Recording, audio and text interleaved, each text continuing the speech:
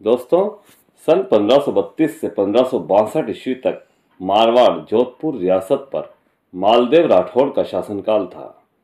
यह एक प्रतापी शासक थे।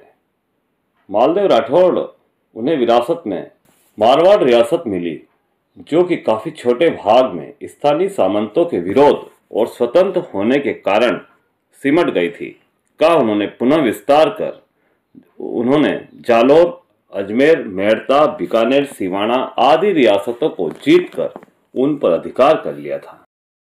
अब हम यहाँ मारवाड़ रियासत के महाराजा मालदेव राठौड़ व रानी उमादे भटियाणी के जीवन के उस प्रसंग पर चर्चा करेंगे, जिसमें रानी उमादे को इतिहास में रूठी रानी के नाम से जाना जाने लगा। उमादे जैसलमेर के महारावल लूणकरण भाटी की पुत्री थी। उमादे भटियाणी विवाह की पहली रात ही अपने पति मालदेव राठौड़ से रूठ गई थी।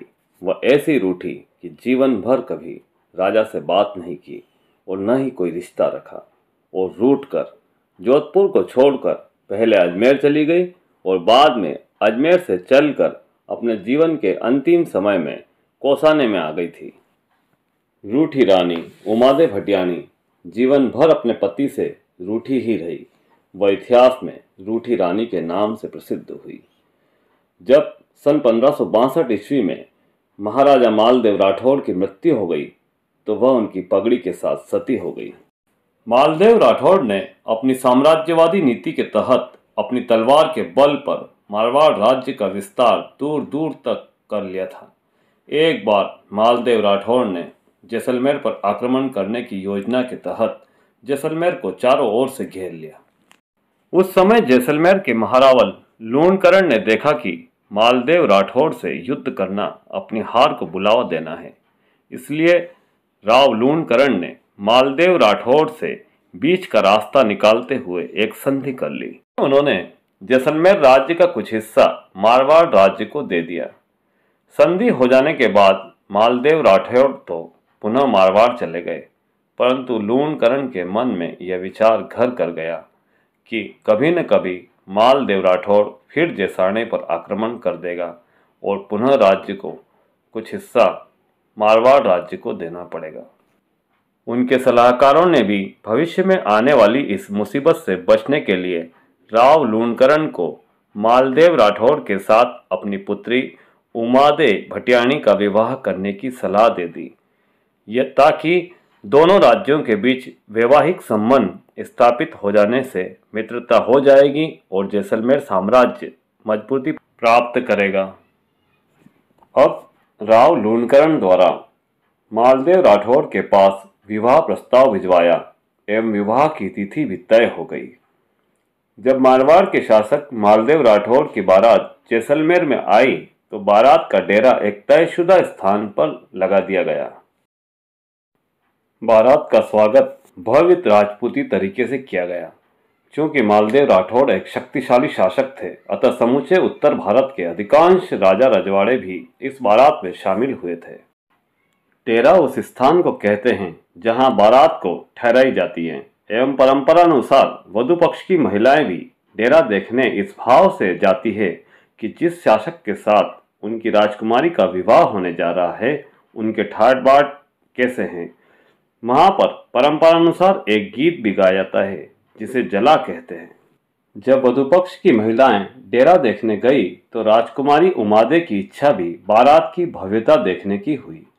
उमादे ने महल के ऊपर से ही बारात का भव्य दृश्य देखने का मन बनाया। जब वे महल के ऊपरी छत पर जा रही थी तो उन्हें एक कमरे में उनके पिता महारावल लूणकरण व उनकी माता के बीच हो रहे विवाद की आवाजें सुनाई दी। जब राजकुमारी ने ध्यान से सुना तो उन्हें पता चला कि उनके पिता मारवाड़ के शासक मालदेव राठौड़ की फेरे के दौरान हत्या का षड्यंत्र रच रहे थे, जिसका उनकी माता विरोध कर रही थी। उमादे की माता व राजकुमारी ने कोई अप्रिय घटना विवाह के शुभ मौके पर न घटे, इसलिए राजपुरोहित के साथ बारात स्थल पर यह गुप्त सूचना भिजवाई कि जब मारवाड़ नरेश फेरे लेने के लिए राजमहल में आए तो सचेत होकर वह सुरक्षा के साथ आए। क्योंकि यहाँ पर उनके विरुद्ध छल किया जा रहा है, अर्थात छल की योजना बनाई जा रही है। उधर से मालदेव राठौर ने रानी को सूचना भिजवाई कि उन्हें चिंता की कोई बात नहीं है, उनके दो वीर सेनापति चेता और कुंपा के होते हुए उन्हें कुछ नहीं हो सकता है। अब मालदेव राठौर सतर्क हो गए थे एवं अपने दो विश्वस्त सेनापति जेता और कुंपा को साथ लेकर फेरे के लिए आए एवं विवाह संपन्न हुआ। इस तरह मालदेव राठौर व उमादेव भटियानी का विवाह निर्विघ्न संपन्न हुआ और जोधपुर बारात रवाना हो गई।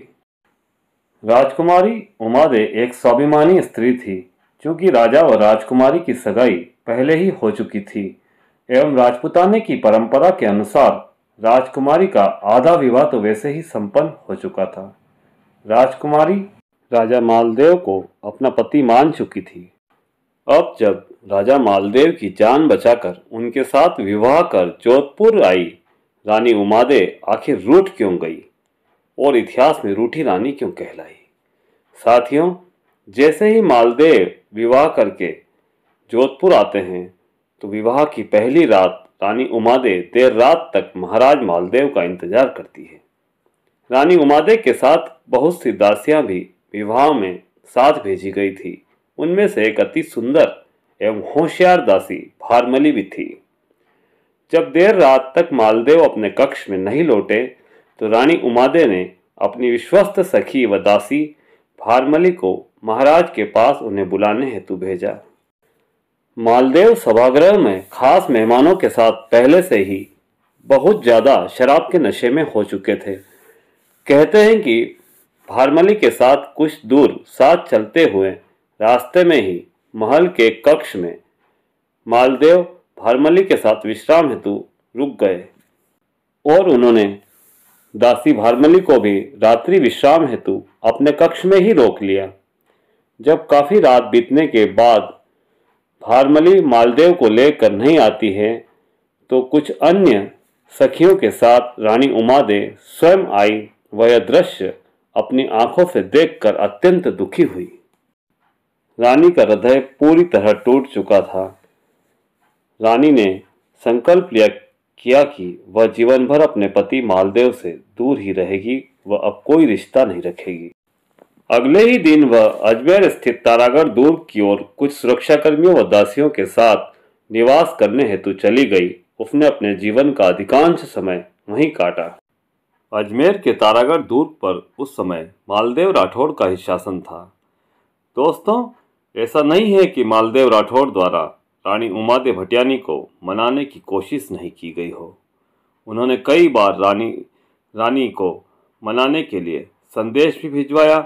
एक बार अपने विश्वस्त ईश्वरदास बारहट के साथ भी संदेश भिजवाया कि वे अत्यधिक नशे में थे। वह भारमली को रानी समझकर उसके साथ सो गए थे। अतः ऐसी गलती के लिए उन्हें माफ़ कर दिया जाए, भविष्य में ऐसी गलती दोबारा नहीं होगी। अतः वे जोधपुर के मेहरानगढ़ फोर्ट में वापस ससम्मान लौट जाए। तारागढ़ दुर्ग जो कि अजमेर के पास था, वह उधर विदेशी आक्रमणकारी शेरशाह सूरी के प्रवास का भी खतरा था। जब शेरशाह सूरी के आक्रमण का खतरा रानी को बताया गया तब रानी ने इस संबंध में तो स्पष्ट कह दिया था कि वह अपने दोनों कुलों की इज्जत को बखूबी समझती है और मृत्यु तक शेरशाह सूरी का डट कर मुकाबला करेगी। इस संबंध में मालदेव ने कहलवाया कि अगर आप रक्षा ही करना चाहती है तो जोधपुर के मेहरानगढ़ दुर्ग की रक्षा कर लीजिएगा। तारागढ़ का क्षेत्र जोधपुर से काफ़ी दूर है और उसकी रक्षा का भार स्वयं उनके कंधों पर ही रहने दें। साथियों, राजा के इस प्रस्ताव को रूठी रानी उमादे एक बार मान भी गई और वह जोधपुर की ओर आने के लिए राजी भी हो गई। परंतु इसी बीच राजा मालदेव की अन्य रानियां एक षड्यंत्र करती है ताकि जोधपुर के रास्ते में आ रही उमादे को कैसे रोका जाए। अन्य रानियां चाहती थी कि रानी उमादे कभी भी जोधपुर के मेहरानगढ़ दुर्ग में न आए, इसलिए वे आशा बारहट के हस्ते एक पत्र भेजती है जिस पत्र में लिखा होता है, मान रखे तो पीव रखे तजमान, दो गयंद न बंद ही, हे को खम्बू ठाण। अर्थात या तो आप अपने पति को प्राप्त कर लेवे या अपना स्वाभिमान रख लेवे। दोनों चीजें आप साथ में नहीं रख सकती। जैसे एक ही खंबे व एक ही ठान में दो हाथी नहीं बांधे जा सकते। साथियों, राजपूताना इतिहास में यही रानी उमादे अर्थात उमा देवी, दे शब्द का अर्थ देवी से लिया जाता था, रूठी रानी के नाम से प्रसिद्ध हुई। उन्होंने अपने जीवन का अंतिम समय महाराज मालदेव के ज्येष्ठ पुत्र के साथ केलवा व गुंदोज में बिताया, पर उन्होंने जीवन में अपने स्वाभिमान के साथ कभी समझौता नहीं किया एवं सन 1562 ईस्वी में मालदेव राठौर की मृत्यु हो जाने के कारण रानी उमादे उनकी पगड़ी के साथ सती हो गई। जय मां भवानी, जय राजपूताना, जय भारत।